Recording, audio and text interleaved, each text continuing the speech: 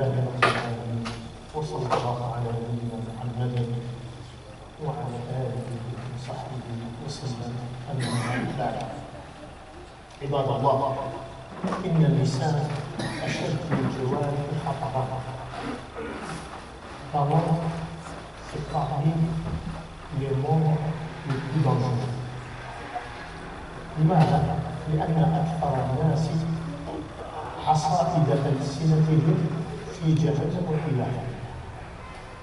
Parce que ceux qui tiennent pas le monde, le prophète nous raconte. يقول النبي عليه الصلاة والسلام: وهل يكب الناس في النار على وجوههم أو على مناخرهم إلا حصائد ألسنتهم. Si les gens iront en enfer, à cause de quoi? À cause de leur langue. نعم. فإذا علمنا هذه الأمور حفظكم الله وتيقنا اليقين الصحيح أن الذي يستعمل لسانه في الأمور التي حرمها الشرع يكون مصيره نار جهنم، فلماذا لا نحاول أن نقوم ألسنتنا؟ Si on a la certitude que si on ne tient pas nos langues, si on n'utilise pas nos langues dans les choses que Allah Azza wa Jal, on ne les utilise pas dans les interdits, etc., que si on les utilise dans les interdits, notre chemin ça va être l'enfer, dans ce cas-là, on doit corriger nos langues. على الإنسان أن يجد ويجتهد على أن يصلح لسانه. Ça veut dire qu'on doit faire l'effort pour corriger nos langues. نعم. فأسباب دخول النار عن طريق اللسان كثيرة وكثيرة جدا. Parmi les causes qui a un lien avec la langue qui mène la personne en enfer à son entrée. مثلا كلمة الكفر، le fait d'insulter Allah Azza wa Jalla. كلمة الكفر. المصيبة يا عباد الله أن الكثير ممن ينتسبون إلى الإسلام وإلى المسلمين في حال غضبهم يسبون الله جل وعلا. نعم. Malheureusement, il y a pas mal de gens de notre communauté qui se disent qu'ils sont des musulmans, ils insultent Allah Azza wa Jalla. وعندما تقول له اتق الله رب العالمين هذا كفر، quand tu lui dis que ça c'est de la mécréance, لا لا لا لا لا حبيبك الله، الأصل هو القلب. Plus important c'est le cœur. ونسي هذا الإنسان أن اللسان يعبر على ما في القلب. Il a oublié que la langue elle traduit ce que tu as dans le cœur. نعم. أيضا الغيبة، النميمة، هذا المرض الذي انتشر صلى الله عليه وسلم العافية. Le fait de critiquer les gens, la médisance, نقل الكلام بنية الإفساد، le fait de transmettre de celui-là à l'autre, on écoute, on transmet avec l'intention de détruire. ولا حول ولا قوة إلا بالله. ونحن كنا في حديثنا يوم أمس نتحدث عن الألفة، نتحدث عن الصحبة الصادقة. Hier on parlait de la fraternité. Et cette namima, cette médisance, elle casse ce lien fort, le lien de la fraternité. نعم. الغيبة ذكرك أخاك بما يكره، comme il a dit au prophète, le fait que tu dis sur ton frère des choses que lui-même, s'il les entend, il va détester. غيبة حفظكم الله. لكن الكثير من الناس من يختار إخوانه وبعد ذلك يمر عليها مرار الكرام. Il y a certains gens qui critiquent leur frère, ils se prennent même pas la peine d'y aller le voir, de lui dire excuse-moi, j'ai parlé de toi, j'ai parlé derrière ton dos. لأنك أنت تنسى والله لا ينسى. Toi tu oublies mais Allah Azza wa Jal il n'oublie pas. والقول على الله بغير علم le fait de parler sur la religion, mais sans science, هذا أيضا داء انتشر et malheureusement tout le monde الكل يفتي ولا حول ولا قوة إلا بالله، الكل يتحدث بما لا يعلم على دين الله رب العالمين، وهذه من أخطر الذنوب. Ça c'est parmi les péchés les plus graves, le fait de parler de la religion sans connaissance إلى غير ذلك من معاصي اللسان. نعم، وفسوق هذا اللسان وفجور هذا اللسان. Si on parle des péchés de la langue, la perversité de la langue, elles sont nombreuses. وإلا مما يتساهل فيه كثير من الناس وهو عند الله عظيم هو عندما نحكم على الناس نحكم عليهم بالكفر، نحكم عليهم بالابتداع، نحكم عليهم بالفسوق أو الإخبار عنهم بذلك. إذا يقول ربنا جل وعلا في محكم تنزيله إذ تلقونه بألسنتكم وتقولون بأفواهكم ما ليس لكم به علم وتحسبونه هينا وهو عند الله عظيم. Et nous malheureusement on est en face de certains jeunes. نعم حفظهم الله تزلزلوا قبل أن يتحسرموا.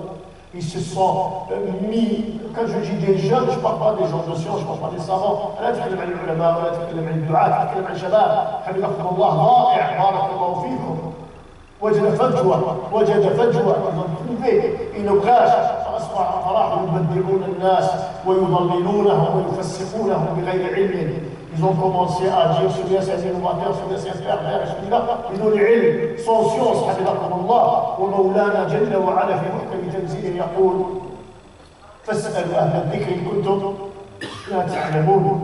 في كل صغيرة أو كبيرة لابد من الرجوع إلى العلماء. Ça veut dire sur chaque chose.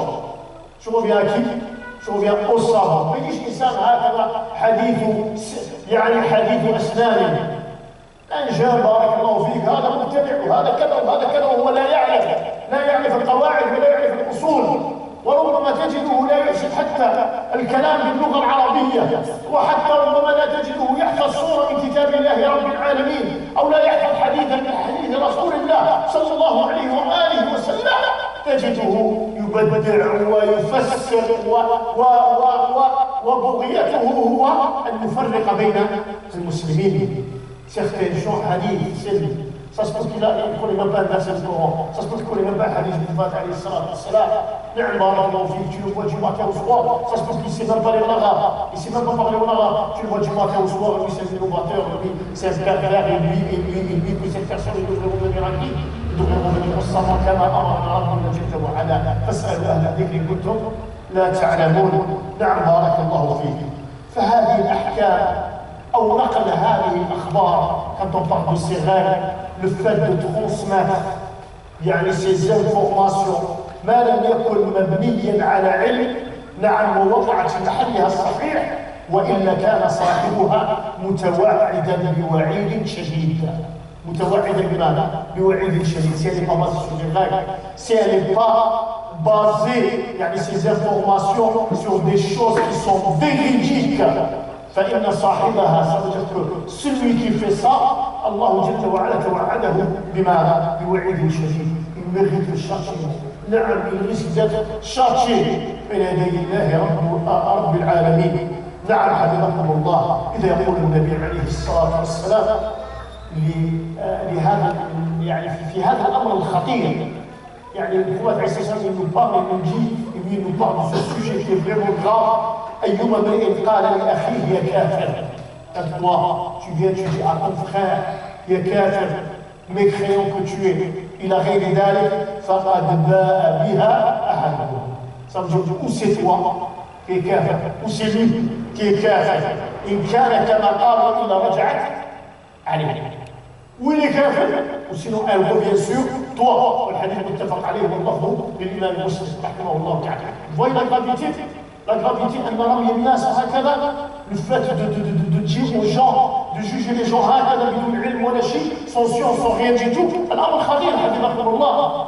لأن هذا فقط فعليك قبل أن تقول فلان مرتد أو فلان مبتدع أو فلان فاسق أو فلان فاجر نعم بارك الله فيك فعليك ماذا؟ فعليك أن تحاسب وتسأل نفسك avant que tu dises à ton frère que tu es un associateur, tu es mécréant, tu es innovateur, tu es pervers, tu dois te poser la question قبل أن تتكلم, avant que tu parles.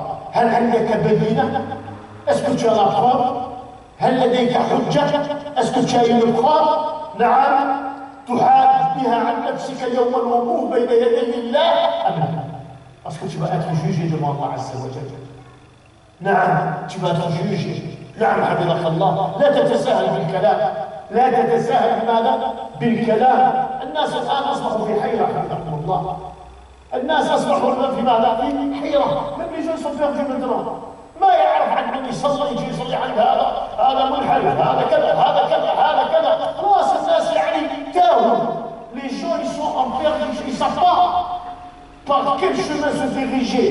لكن لو ردوا هذا العلم إلى أهله ولو ردوا هذه الأشياء إلى أهلها, si on revient vers les gens de science حفظكم الله, أهل العلم وخاصته, les gens de science, on n'aura pas ce problème-là.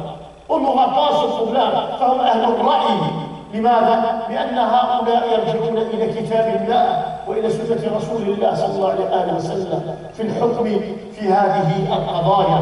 Parce que ces gens de science toujours قال الله قال رسوله, il a dit Allah, il a dit son messager. فنقول كلمة ربما تصدر من شخص, une parole, ça se peut que tu vas dire une parole ولا تلقي لها بالا, tu ne lui donnes pas de l'importance. Combien de paroles on a dit? هكذا مزاحا ضاحكا لعبا ان parole هذا comme ça, c'est comme ça, c'est comme ça, ثم تنساها ولا تلقي لها بالا, ولكن تترتب عليها امور عظيمه, ربما حتى تترتب عليها سفك دماء. Ça se peut que tu dis une parole, mais ce qui va venir derrière c'est encore plus grave. Subhanallah al-Azim. نعم, أو تدريس علم طاهر بريء. نعم, et ça se peut que tu vas salir l'honneur de quelqu'un, l'honneur de la femme de quelqu'un, l'honneur des enfants de quelqu'un. نعم بارك الله فيك.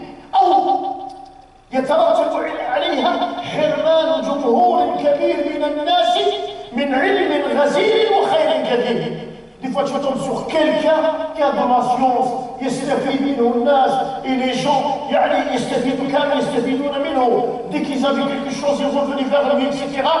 فأنت بهذه الكلمة, avec cette parole, تبعد هؤلاء الناس. Tu vas les éloigner. فربما يوجد منهم من يترك الصلاة. Ça se peut que parmi eux, il y a des gens qui vont délaisser la prière, أو أخت تترك الحجاب, ou une femme, elle va délaisser son hijab, elle va l'enlever. بسبب ماذا؟ بسبب هذه الكلمة.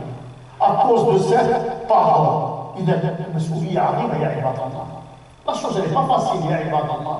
المسؤولية عظيمة يا عباد الله. نعم, وكلما كان صاحب الكلمة يعني محترم عند الناس إلى غير ذلك فتكون المسؤولية عليه أعظم. نعم, لذا يقول الله جل وعلا يا أيها الذين آمنوا إن جاءكم فاسق بنبأ فتبينوا أن تصيبوا قوما بجهالة فتصبحوا على ما فعلتم نادمين. الله جل وعلا يدعونا بالتأكد من التأكد أو بالتأكد من الأخبار. كان يا وين رايح يا الناس؟ Où tu vas comme ça? Je dois vérifier. Est-ce que ce que tu dis c'est vrai ou ce n'est pas vrai? لماذا؟ حتى لا أظلم الناس ولا أقع في ظلم الناس. Parce que je ne commets pas de l'injustice يا عباد الله. احنا ما نشبه البغاء يا عباد الله. On n'est pas des perroquets. يجي واحد يقول والله فلان فيه كذا وكذا, ومين يقولوا فلان هو اللي قال. لا, احنا ما عندناش هذا حفظكم الله. celui-là il est comme ça, il est comme ça, c'est l'autre qui m'a dit. احنا ما عندناش هذا بارك الله فيك. نحن نتثبت من الأخبار, نتثبت, وإذا كانت الأخبار كاذبة فمن واجبنا الدفاع على عرض أخينا. Ça veut dire que c'est ça le musulman, c'est ça. Quand quelqu'un m'a une information, je dois vérifier. Si l'information elle n'est pas bonne, elle est mensongère, je dois défendre mon frère. نعم, هذا هو الإسلام, هذا الذي علمنا إياه دين الله رب العالمين. C'est ça ce qui nous a appris la religion de l'islam. نعم بارك الله فيكم. إذا نقول حين طلع المنافقون في النبي عليه الصلاة والسلام quand les hypocrites parlent, ils ont critiqué, ils ont parlé du prophète alayhi as-salatu was-salam بأنه أذن. ايش معنى أذن؟ أي يصدق كل من يخبره بشيء دافع الله عن نبيه. quand les hypocrites parlent, ils ont critiqué, mais c'est عليها يقع رحمه الله. نعم حال المنافقين. وماذا كانوا يقولون عن نبينا محمد صلى الله عليه وآله وسلم ce qu'ils disaient sur le prophète عليه الصلاة والسلام قال لهم الله جل وعلا وهو يدافع عن نبيه. Ça veut dire que le prophète, ils ont dit que le prophète عليه الصلاة والسلام il croit tout ce qu'on lui rapporte. C'est qui a dit ça? C'est les hypocrites. On va dire Allah Azza wa Jalla comment il a défendu son prophète. قل أذن خير لكم يؤمن بالله ويؤمن للمؤمنين. من الذي دافع عنه؟ الله جل وعلا. C'est qui l'a défendu? C'est Allah Azza wa Jalla. قل أذن خير لكم يؤمن بالله ويؤمن للمؤمنين. أي أنه يميز بين الصادق والكاذب. Ça veut dire que le prophète عليه الصلاة والسلام il différenciait, faisait la différence entre le menteur et entre le véridique. نعم. ويصدق من يستحق التصديق من المؤمنين. Et celui qui mérite qu'on le croit, le prophète عليه الصلاة والسلام, il croyait aux paroles de cette personne. هكذا. شوف كيف الدفاع الذي دافع الله جل وعلا عن النبي عليه الصلاة والسلام. سأل الله عز وجل يفرج. فنحن لماذا لا ندافع عن أنفسنا؟ لماذا لا ندافع عن أعراض إخواننا؟ Pourquoi nous on défend pas l'honneur de nos frères? أنت تدافع عن عرضي وأنا أدافع عن عرضي وهذا يدافع عن عرض هذا وهذا يدافع عن عرض هذا.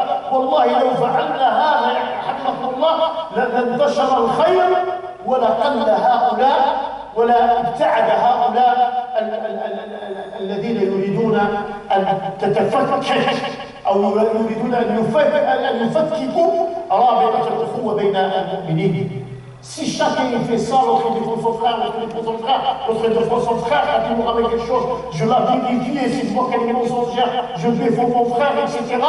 Là, vous verrez que ces gens-là, ils vont s'éloigner. Ça veut dire que le lien, il va rester fort, ils ne pourront pas casser ce lien. فالتمييز بين النقل والمخبرين من الصفات الحميدة. التمييز بين النقل والمخبرين. On doit faire la différence. C'est qui est véridique et c'est qui est menteur. لازم الإنسان بارك الله فيك أن يميز كما أخبرنا الله جل وعلا عن نبيه محمد عليه الصلاة والسلام. Comme il nous a informé Allah Azza wa Jalla sur son prophète محمد عليه الصلاة والسلام. نعم بارك الله فيكم. ومن الصفات اللازمة لمن يريد إصدار الأحكام على الناس على ضوء هذه الأخبار. نعم لابد أن يميز بين النقل. Ça veut dire que si on veut juger une personne, je dois faire la différence entre celui qui ment et celui qui dit vrai. يقول النبي عليه الصلاة والسلام وقد توعد بعدم دخول النمام إلى الجنة. Il a promis que le namam, vous savez, le namam, celui qui transmet, il passe son temps. Ah, il a dit, il n'a pas dit, etc. L'autre m'a dit, etc. بعدم دخول الجنة، ما يدخلش الجنة. Il n'entrera pas au paradis. من الذي قال هذا؟ هو الصادق المصدوق صلوات ربي وسلامه عليه. بعض الناس يتساهلون بهذه المسألة. Il y a certains gens qui prennent ça, ils le prennent à la légère. À la légère, ces gens qui passent leur temps à transmettre, etc. يقول لا يدخل الجنة النمام.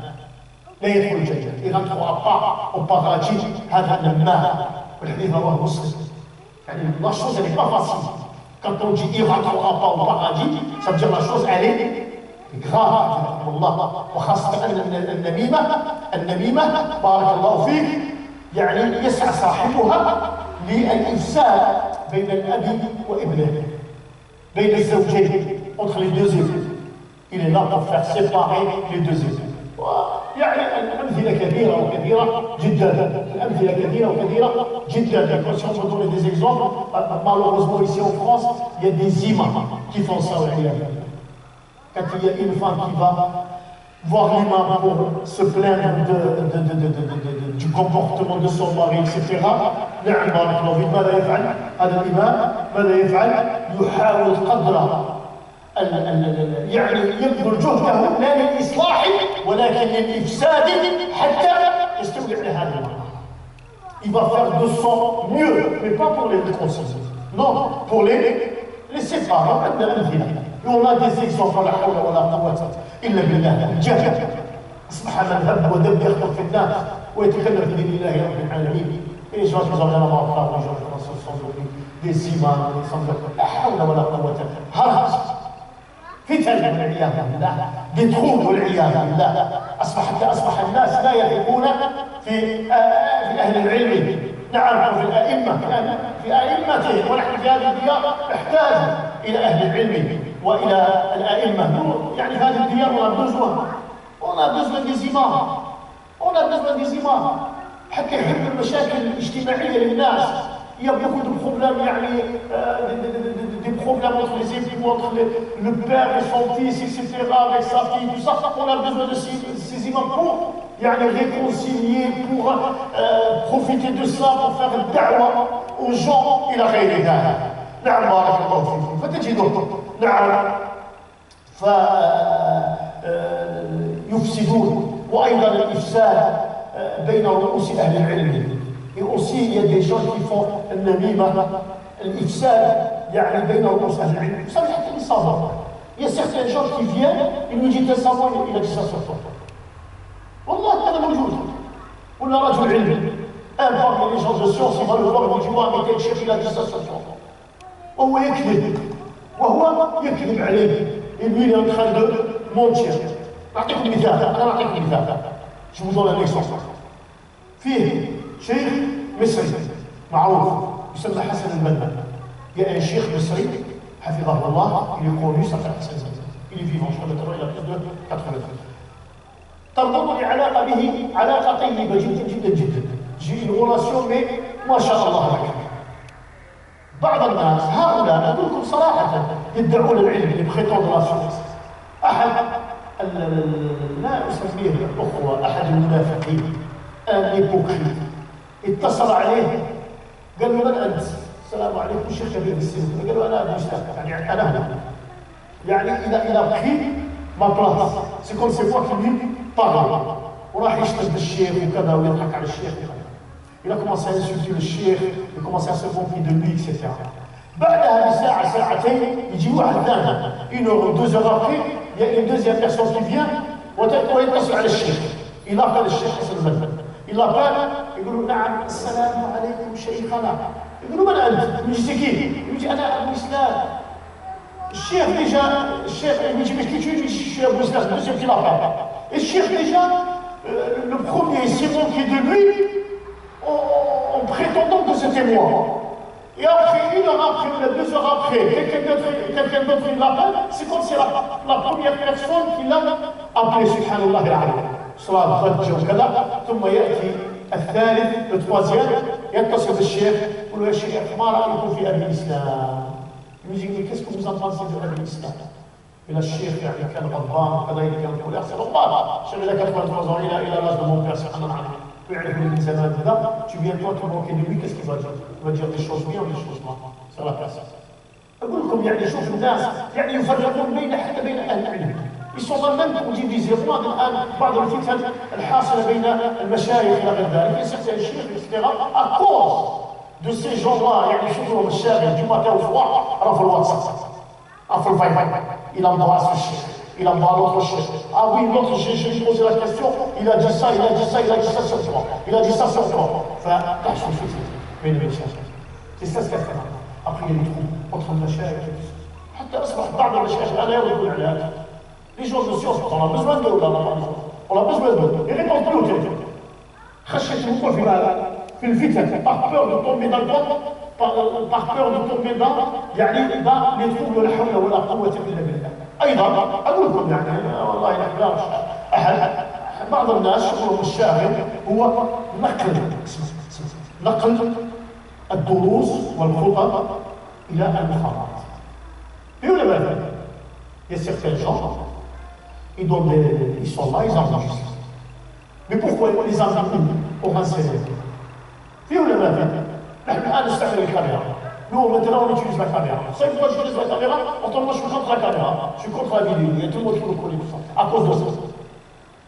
هذا باش les étudiants ne se fatiguent pas, etc. On leur dit, خلاص, يحب يشوف يدخل على اليوتيوب ويشوف الدروس. يغلط sur اليوتيوب يبغى شيش كيف هذا سبحان الله العظيم. هذه أيضا من النميمة الخطيرة. Des fois, ils viennent, ils s'assoient avec toi, ils essayent, ils commencent à te poser des questions, etc. Entre toi et lui, ils t'amènent vers un chemin pour que toi, tu te manques et tu dis quelque chose. Tu dis quelque chose. Des fois, tu dis un verset, lui, il va transmettre ce verset, mais il te dit, mais regarde, il parle du djihad, il parle de ci, il parle de ça, que toi, tu ne voulais même pas ça. Subhanallah. يورطوك. هذا هو عملهم. عملهم شوفهم الشاغل. مع العلم أن النبي عليه الصلاة والسلام يقول لا يدخل الجنة لما يغنطوها وفراجي لما أنا أقول لكم بصراحة يعني même هذا اللي شاجي يتخلصنا في الإنسان تمشي لي فوا في لابارونس قام يسمع عليا وكذا وهو يعمل معه ويدخل يكتب نيته هو ماذا؟ نيته هو أن يفسد عليك ويورطك. Son intention, c'est qu'il te met dans l'embarras, il te met dans les problèmes, et on a l'exemple, subhanallah ta'ala. والنبي عيسى يقول لا يدخل الجنة نمام. ربما أنت تفسها في هذه المسألة لكن العقاب سيكون شديد يوم القيامة. العقاب يكون شديد يوم القيامة. من الشخص اللي يقول بالله أنا أسألكم. Je vous pose la question, vous m'excusez, Inch'Allah, je vous pose la question. هل رأيتم في يوم من الأيام est-ce qu'un jour vous avez entendu أن يهودي سجل يعني غابة اللاحم هذا؟ Est-ce que vous avez entendu qu'un juif il est rentré dans la synagogue et son travail d'enregistrer le rabbin l'enregistre? هل سمعتم هذا؟ ماذا؟ هل سمعت بارك الله فيك عند النصارى؟ Est-ce qu'on a entendu chez les chrétiens quelqu'un qui a enregistré un prêtre ثم يعطيه مخابرات يقولون لا ما في حبيبنا الله ما في مكان عندنا الامر موجود بالشيء سيزيد سبحان الله العظيم. لماذا تسجلوا لي اصلا؟ pourquoi tu m'enregistres؟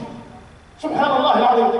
في بعض الاحيان يعني يسجل ويكذب يعني il enregistre il ment حتى اذا كنت ناقل قل بسر même si tu vas transmettre cette parole au enseignement, etc., sois véridique, subhanallah ta'ala. Dis réellement ce que j'ai dit. حتى الآن أصبحت مسجل هذا ما نقوله.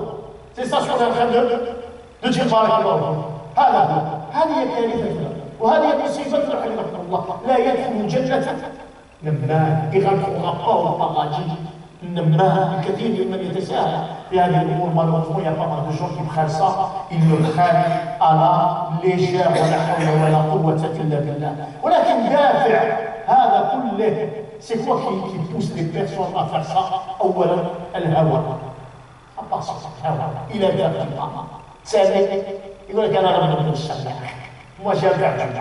Il y a certains gens على بالك بكري قديما كانوا الذين ينشرون الشر ويفعلون الشر كانوا يختلفون. Avant, ceux qui faisaient du mal, ils se cachaient. Maintenant, ils يخرج من داخل ويعرف يزيد. Sur sa farce, je fais quelque chose, je veux faire du mal. Et après, ولا حول ولا قوة إلا بالله. الهوى خفاص. رجل شر جاسوس الشيطان لسان الشيطان. نعم. الحسد. Des fois, le hasad, il aime pas son tueur. Il aime pas son tueur. C'est pour ça qu'ils ont إيه حتى في بعض الأحيان الحسد يكون من باب الأخلاق. parce qu'ils ont un bon comportement رجل محبوب عند الناس que les gens ils t'aiment etc. il dit كل شيء il va tout faire pour que les gens ils s'éloignent حتى تصبح مثله pour que tu deviennes comme lui. رجل محبوب رجل يبتعد عنه الناس les gens ils s'éloignent de lui les gens ils révèlent نعم والتساهل بشكل الظلم والعدوان. Et les gens ils vont commencer à يعني l'injustice هذه maintenant c'est devenu chez certains gens c'est une justice. الظلم ظلمات يوم القيامة. ربنا جل وعلا يقول في الحديث القدسي إني حرمت الظلم على نفسي وجعلته بينكم محرما فلا تظالموا. حرمه الله جل وعلا أن يعني حرم الظلم على نفسه. Comment nous on va voir pour les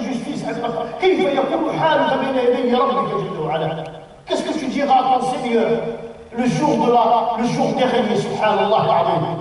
فنقول هناك طريقان، il y a deux chemins. هناك طريق الإصلاح أو طريق الإصلاح، وهناك طريق الإفساد. il y a le chemin تاع الإصلاح، يعني où les gens يعني qu'est-ce qu'on dit l'islam en français? Le droit chemin. Le droit chemin. Le chemin de la destruction. فطريق الإصلاح فيه السعادة والرفعة. Le chemin le droit chemin, il y a quoi? Il y a le bonheur. Il y a la joie. شوف الإنسان لما لا يكون ظالما،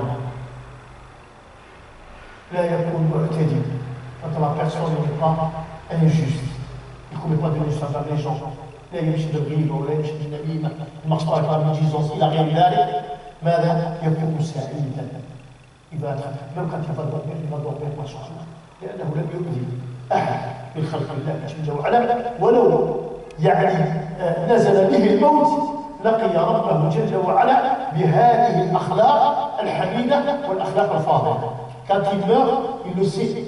Quand il va dormir, il dort avec ce bonheur, il se fait avec cette joie. Quand il rencontre Allah Azza wa Jal, il va le rencontrer, si la mort vient, avec un très bon comportement. نعم.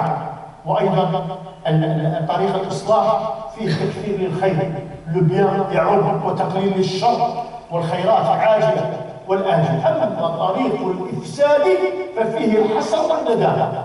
فيش شاطر يعني راك تأذي في الناس وراك تضرب في الناس وكذا، لكن نهاية كل هذا ماذا؟ حسرة. أنا في يلغوك يا عبد الله. نعم، حسرة وندامة في يوم لا ينفع فيه الندم. Dans un jour où le regret ne pourra rien faire pour toi. فيه تعقيل الخير وتقليله.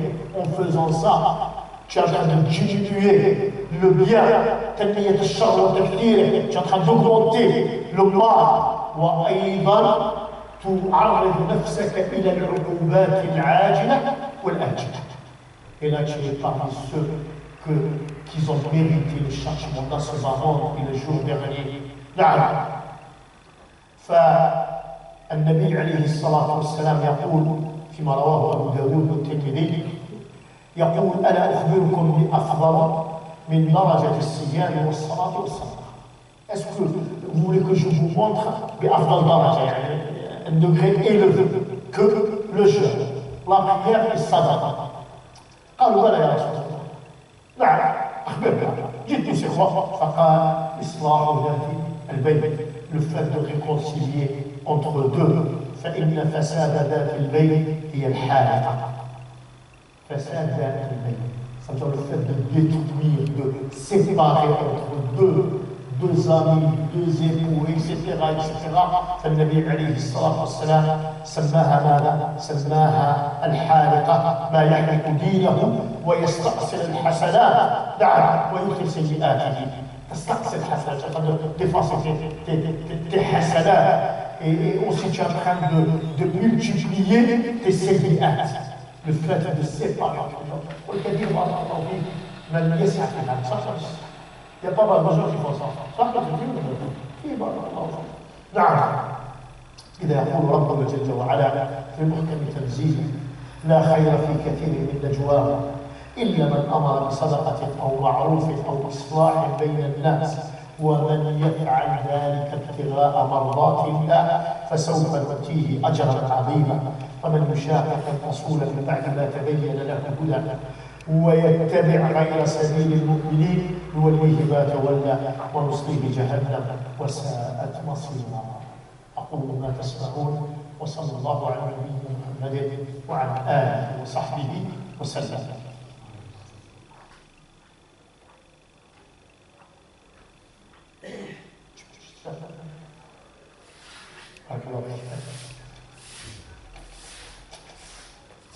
Non, non, la caméra. La caméra. Ah. Il y a un bouton là, Un bouton rouge? Complètement derrière. Je le vois pas. Un bouton rouge. Je le ferme. Ah, je le ferme? Voilà.